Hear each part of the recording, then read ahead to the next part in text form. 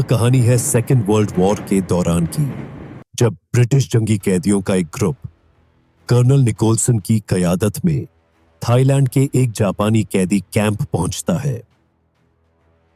इन जंगी कैदियों में अमेरिकी बहरिया के कमांडर शेयर्स भी होते हैं, जो कर्नल निकोलसन को बताते हैं कि कैंप की हालत निहायत खराब है, यहां से निकलने के लिए कुछ करना होगा। मगर कर्नल निकोलसन कैदियों को भागने से मना करते हैं क्योंकि हेडक्वार्टर ने उन्हें हथियार डालने का हुक्म दिया था। मजीद ये कि आसपास का घना जंगल भागने को तकरीबन नामुमकिन बना देता है। कैंप के जापानी कमांडेंट कर्नल साइटो कैदियों को हुक्म देते हैं कि वो दरियाए क्वाई पर एक रेलवे पुल तामीर करेंगे जो बैंकॉक और रंगून को जोड़ेगा। मगर कर्नल निकोलसन जिनेवा कन्वेंशन का हवाला देते हुए एतराज करते हैं कि इंटरनेशनल कानून के मुताबिक अफसरों से जबरदस्ती मजदूरी नहीं करवाई जा सकती। मगर जापानी कर्नल साइटो धमकी देते हैं कि वो अफसरों को गोली मार देंगे।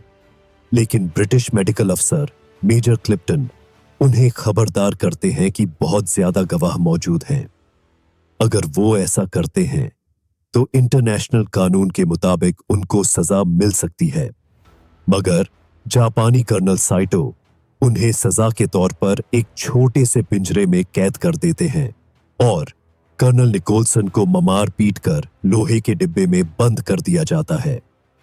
दूसरी तरफ कमांडर शेयर्स और 3 दीगर कैदी भागने की कोशिश करते हैं, लेकिन उनमें से सिर्फ कमांडर शेयर्स जिंदा बचते हैं और बाकी सब मारे जाते हैं।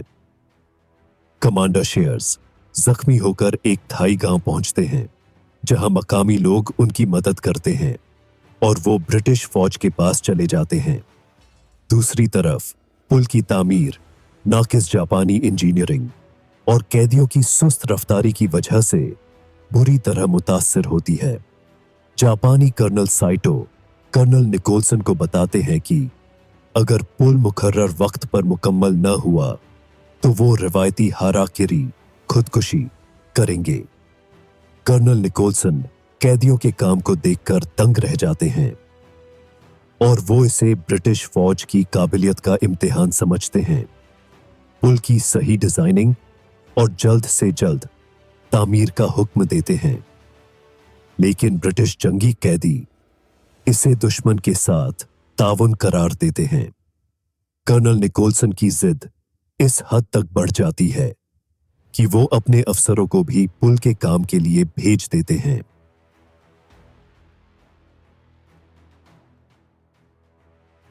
दूसरी तरफ ब्रिटिश मेजर वार्डन कमांडर शेयर्स को पुल को तबाह करने के लिए एक कमांडो मिशन में शामिल होने के लिए राजी करने की कोशिश करते हैं।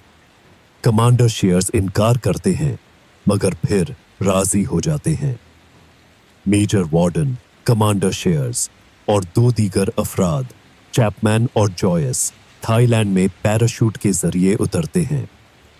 चैपमैन उतरते ही मर जाता है और मेजर वार्डन जापानी गश्ती फौजियों से मुकाबले में जख्मी हो जाते हैं।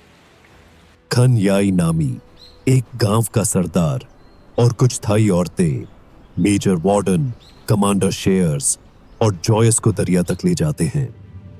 रात के अंधेरे में कमांडर शेयर्स और जॉयस पुल के स्तंभों के नीचे धमाका खेज मवाद नस्ब कर देते हैं, ताकि कल जब ट्रेन पुल पर से गुजरे तो दोनों को इकट्ठे तबाह कर दिया जाए। सुबह के वक्त दरिया का पानी कम हो जाता है, जिससे डेटोनेटर से जुड़ने वाली तार नजर आने लगती है। कर्नल निकोलसन इस तार को देख लेते हैं और कर्नल साइटो के साथ इसकी तफ्तीश करते हैं। इधर से ट्रेन का होने वाला होता है। कर्नल निकोलसन तार को खींचते हुए जॉयस के करीब पहुंच जाते हैं, जो डेटोनेटर पर मौजूद होता है। जॉयस अपने छुपने की जगह से निकलकर जापानी कर्नल साइटो को खंजर से कत्ल कर देता है। कर्नल निकोलसन, जो अपने प्रोजेक्ट यानी अपने तामीर किए गए पुल के इश्क में मुब्तला होते हैं, जापानी फौजियों को मदद के लिए बुलाते हैं और जॉयस को डेटोनेटर का बटन दबाने से रोकने की कोशिश करते हैं।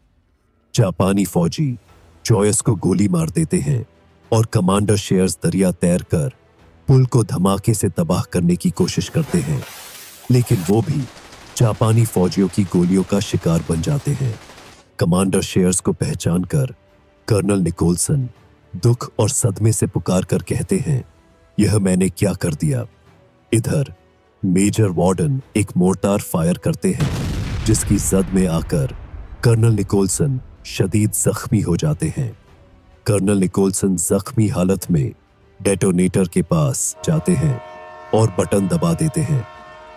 ट्रेन और पुल दोनों धमाके से तबाह होकर दरिया में गिर जाते हैं। दोस्तों, कहानी खत्म होती है। इस फिल्म को अब तक की सबसे बड़ी फिल्मों में से एक माना जाता है। यह 1957 की सबसे ज्यादा कमाई करने वाली फिल्म थी और इसे नाकिदीन की तरफ से जबरदस्त रिस्पॉन्स मिला।